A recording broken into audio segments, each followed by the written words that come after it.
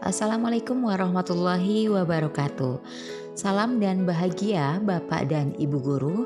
Saya Ria Osni Yundra dari UPTD SD Negeri 01 Kotetuo, Kecamatan Harau, Kabupaten 50 Kota. Saya adalah calon guru penggerak pada angkatan 10. Pada kesempatan hari ini saya akan memaparkan tugas 1.2.A.8 koneksi antar materi pada modul 1.2. Untuk tugas ini saya dibimbing oleh fasilitator Bapak Rahmat Habibullah SPD MPD dan pengajar praktik Ibu Eka Gusdina SPD. Koneksi antar materi ini adalah modul 1.1 Filosofi Pendidikan Kajar Dewantara dan kaitannya dengan modul 1.2 Nilai dan Peran Guru Penggerak.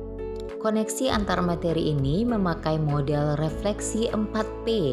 Yang pertama adalah peristiwa, yang kedua perasaan, yang ketiga pembelajaran, dan keempat penerapan ke depan atau rencana. Yang pertama adalah peristiwa. Momen yang paling penting atau menantang atau mencerahkan bagi saya dalam proses pembelajaran modul 1.1 hingga modul 1.2 adalah kemudian kaitan antara modul 1.1 dan 1.2 yang saya pahami adalah momen yang paling penting atau menantang yang mencerahkan bagi saya dalam proses pembelajaran modul 1.1 adalah ketika saya memahami pembelajaran filosofi KHD yang mengatakan bahwa anak terlahir sebagai insan yang merdeka sesuai dengan kodratnya. Oleh sebab itu, tugas seorang guru itu hanya bisa menuntun tumbuhnya kekuatan kodrat tersebut. Hal itu saya maknai bahwa seorang guru harus menuntun siswanya, bukan menuntut seperti yang diinginkannya. Karena setiap anak itu unik dan memiliki karakteristiknya masing-masing. Padahal sebelumnya saya lebih banyak menuntut sehingga harapan saya sering tidak sesuai dengan kenyataan. Yang kedua adalah pendidikan itu sejatinya adalah menghamba kepada anak, sehingga pembelajaran yang tepat adalah student center atau berpusat pada siswa, bukan teacher center atau berpihak pada guru. Selama ini pembelajaran yang saya lakukan masih dominan kepada berpusat pada guru atau teacher center. Momen yang paling penting atau menantang atau mencerahkan bagi saya dalam proses pembelajaran modul 1.2 adalah pada modul 1.2 ini saya menyadari bahwa peran guru penggerak tidak hanya mendidik dalam proses pembelajaran saja. Namun lebih dari itu, seorang guru mempunyai peran yang lain, yakni sebagai pemimpin pembelajaran, sebagai coach bagi guru lain, sebagai pendorong kolaborasi, mewujudkan kepemimpinan murid atau student agency, dan juga berperan sebagai komunitas praktisi. Kemudian yang kedua, pengimplementasi kelima peran tersebut dapat dimaksimalkan dengan kekuatan 5 nilai yang harus dipunyai oleh guru penggerak, yakni berpihak pada murid, reflektif, mandiri, kolaboratif, inovatif, yang bertujuan untuk menciptakan profil pelajar Pancasila. Selama ini hanya beberapa nilai yang dapat saya implementasikan. Kaitan antara modul 1.1 dan 1.2 yang saya pahami adalah pada modul 1.1 mengajarkan bahwa pendidik harus menyadari perannya sebagai penuntun tumbuhnya kodrat anak dan tugas guru untuk menebalkan kekuatan kodrat yang dimiliki murid tersebut. Untuk menebalkan kekuatan kodrat tersebut, maka guru juga harus menggali kekuatan nilai-nilai yang ada pada dirinya untuk dapat menebalkan kekuatan kodrat anak. Kemudian filosofi pemikiran KHD yang mengatakan pendidikan itu menghamba kepada anak, Sesuai dengan pembelajaran yang saya pahami di modul 1.2, kita sebagai pendidik kembali diingatkan untuk mempertajam nilai yang dimiliki oleh guru penggerak, terutama pada nilai yang berpihak pada murid. Nilai-nilai yang dimiliki oleh guru penggerak itu berguna untuk mendukung perannya sebagai pemimpin pembelajaran dan mewujudkan kepemimpinan murid atau student agency. Dua peran ini sangat erat kaitannya dengan pembelajaran pada modul 1.1 filosofi KHD. Yang kedua, perasaan. Saat momen itu terjadi, saya merasa seperti bagaikan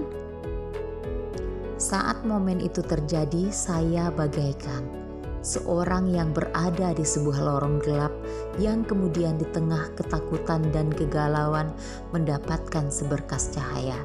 Sehingga dengan berbekal seberkas cahaya tersebut, saya dituntun untuk menemukan jalan keluar dari lorong yang gelap tersebut.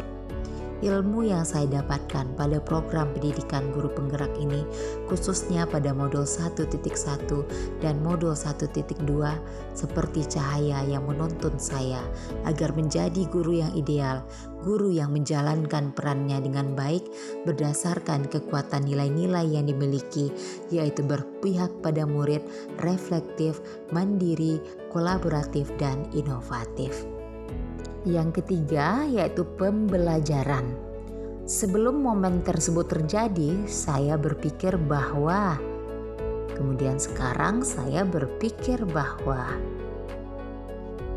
Sebelum momen tersebut terjadi, saya berpikir bahwa anak didik saya memiliki kemampuan yang tidak jauh berbeda dengan teman-teman mereka lainnya. Oleh sebab itu, saya beranggapan nilai ketuntasan siswalah yang utama. Saya lebih mementingkan aspek kognitif siswa dibandingkan aspek lainnya seperti afektif dan keterampilan. Kemudian saya merasa gagal menjadi seorang guru ketika mendapati siswa yang mempunyai nilai di bawah nilai ketuntasan, sehingga tanpa saya sadari saya lebih banyak menuntut daripada menuntun. Sekarang saya berpikir bahwa tindakan yang saya lakukan selama ini adalah sebuah kesalahan. Ternyata setiap anak memiliki karakteristik potensi dan bakat yang berbeda satu sama lain. Oleh sebab itu, saya harus menciptakan pembelajaran yang berpihak pada siswa atau student center sesuai dengan nilai guru penggerak, yakni berpihak pada murid. Kemudian keberhasilan pembelajaran serta keefektifan pembelajaran tidak tergantung pada aspek kognitif saja, melainkan harus diimbangi dengan aspek afektif dan keterampilan. Kemudian agar pembelajaran lebih bermakna, saya harus menciptakan situasi dan momen yang berbeda, lebih inovatif, sekaligus menarik dalam pembelajaran serta disesuaikan dengan kodrat alam dan kodrat zaman siswa. Yang keempat, penerapan ke depan atau rencana. Apa pengembangan diri yang sederhana, konkret, dan rutin yang dapat saya lakukan sendiri dari sekarang untuk membantu menguatkan nilai-nilai dan peran saya sebagai guru penggerak? Pengembangan diri yang dapat saya lakukan adalah melaksanakan pembelajaran yang berpihak pada murid atau student center sesuai dengan nilai yang harus dimiliki oleh guru penggerak. Kemudian melakukan inovasi pembelajaran dengan memilih metode, strategi, media, dan teknik evaluasi pembelajaran yang tepat sesuai hasil refleksi pembelajaran yang dilakukan dalam rangka perbaikan pembelajaran. Kemudian berbagi praktek baik atau best practice khususnya dalam implementasi inovasi pembelajaran, yakninya metode, strategi, media, dan teknik evaluasi pembelajaran yang sesuai dengan kodrat alam dan kodrat zaman siswa, yakninya berupa teknologi. Demikian saja tugas dari koneksi antar materi pada modul 1.2. Terima kasih. Salam guru penggerak. Mari tergerak, bergerak, dan menggerakkan. Wassalamualaikum warahmatullahi wabarakatuh.